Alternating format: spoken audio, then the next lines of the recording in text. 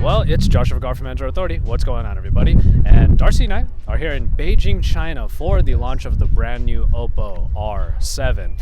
Now, we might hesitate to call it a flagship device, but it certainly feels like one. And it's a nice trend that's been happening this year in 2015.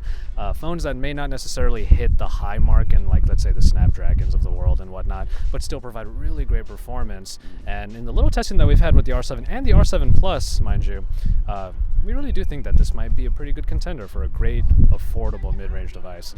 But while we talk about the event first for a little bit, how did you feel about the presentation and everything? We did have working translators this time around. That used to be a problem, but we were able to hear what everyone was saying, and they had a lot of showy interviews and everything. Like, how'd you feel about the Well, obviously we're dealing with a very different culture, but it's a culture that, produces some of the best technology in the world. The specs and everything that we're looking at, I think is pretty impressive. The inclusion of the RGBW sensor, the ISOCELL.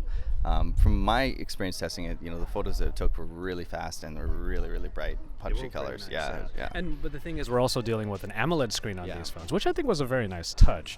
But if you got to punch in the photos, but you also get to punch in the screen itself.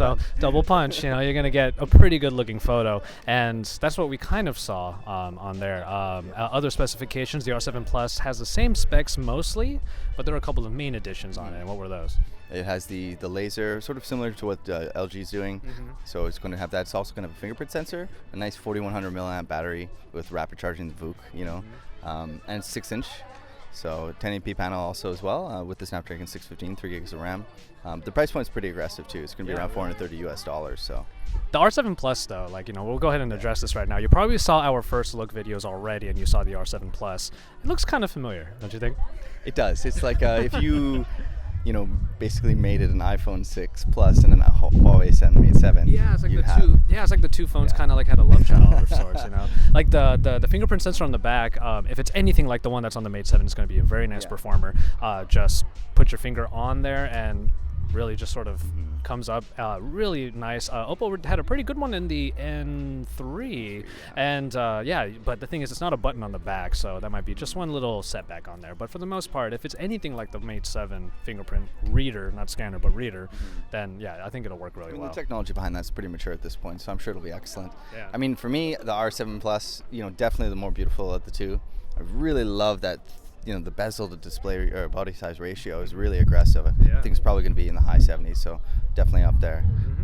But yeah. How about our location? When we talk about us being here for the most part, it's hot. Hot. We're lucky that the sun is actually in a place where it's not bearing down on us. We're actually at this event that I have some memories at, because this was the first Chinese event that I actually went to. The N1. It was the N1, and this venue was the one they used for the N1 also. It was the first time I think I traveled across the pond for any of the stuff that I cover, and coming back here, it's a little bit surreal. The bird's nest is like right over there. You could just barely see the Olympic Stadium that was out there.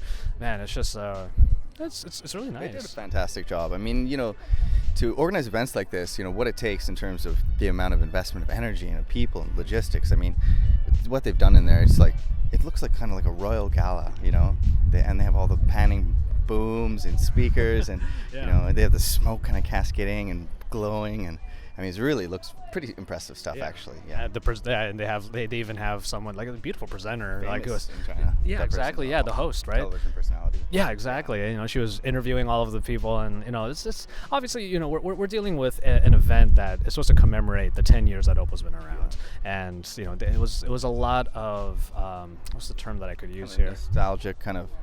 Looking back, because Oppo, they're a legacy company.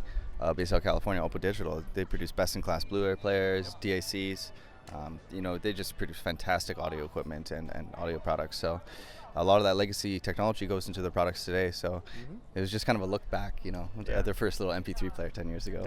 Like the first, 10 to 15 minutes was just about their history. And actually right across of the way right here, you have the history of Oppo, and you'll see a couple shots of that right now. So, we did feel like we were let's say, privileged to be a part of this what is a historical event for Oppo.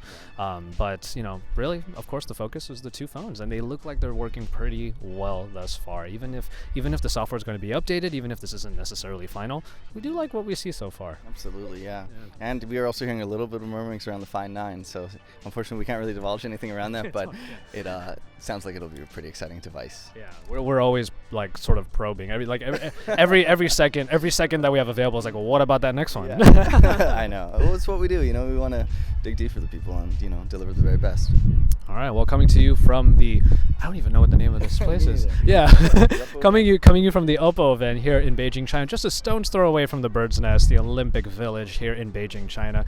We are here, Darcy and Josh, here for the Oppo R7 launch. Hope you guys watched our first look videos and stay tuned for even more from Android Authority, because we are your source for all things Android.